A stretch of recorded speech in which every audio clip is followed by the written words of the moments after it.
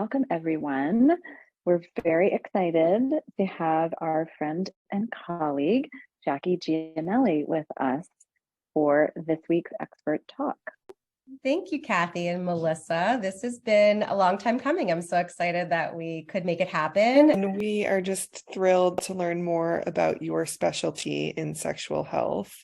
And thank you for all the work that you do. And so fortunately, and just sort of coincidentally, just right down the street was May's Women's Sexual Health, which, is an out-of-network practice, which does allow us to be able to really delve deep and spend a lot of time with our patients and their sexual health concerns.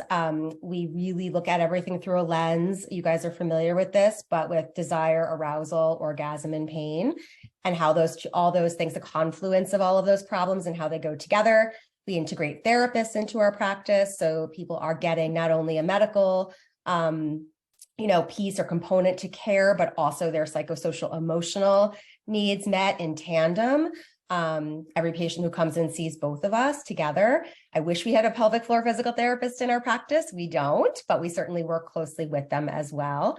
And we just get to really see women, and to treat them in a way that I feel like is just valuable, and it just doesn't exist in the sphere, of care that women have access to regularly. It's a very logistical question for people who might be thinking about getting that North American Menopause Society NAMS certification. Could you super quick just tell us what that entails?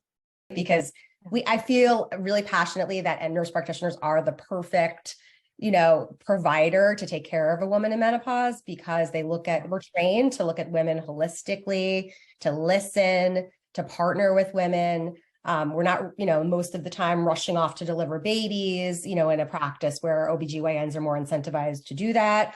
And I feel like that just is a setup for better care. And, that's also feedback that I've heard from my patients who've gone, to other practices, or, who've been out in the world looking for menopause care, that NPs tend to deliver excellent care in this area. All right. So female sexual dysfunction, just a very sort of quick overview on that. So this is a statistic that I found interesting. So 43% of American women report experiencing problems with sexual health in their life. And that's not just sexual pain, that's any kind of sexual problem.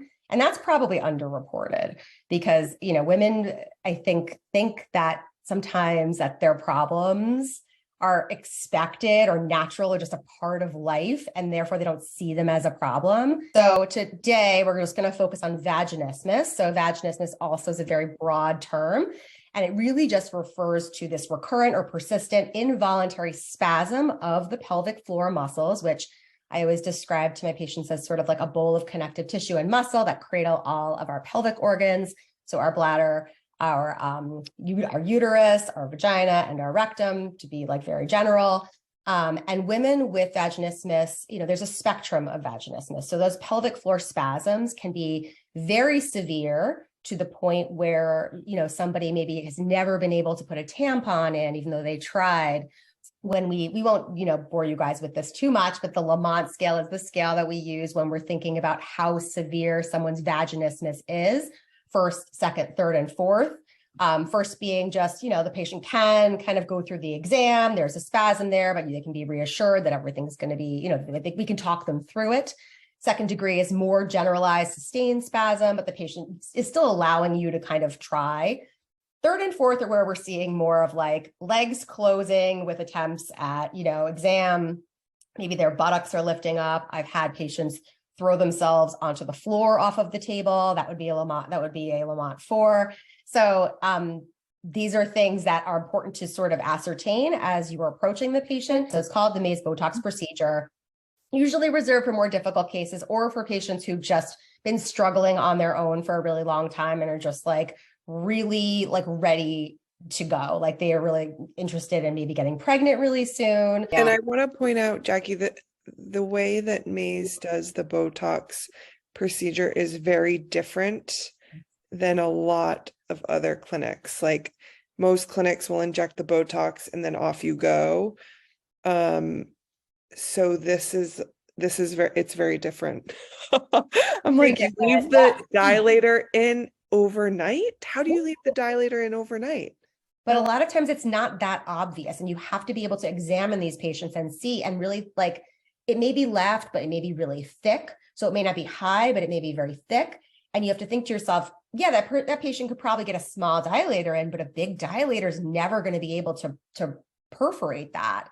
And if it does, it's going to be extremely painful. And so the patients aren't able to persist past that.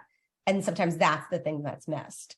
We always love to know mentors. And I know that you mentioned earlier in the conversation that wonderful, was it a urogynecologist that you worked with early on? The more like chances we have to train other NPs in this, like, it's just like we should really give back in that way. So I love what you guys are doing as well, because I feel like it's certainly super important. We need to know how to help women, with their pelvic health.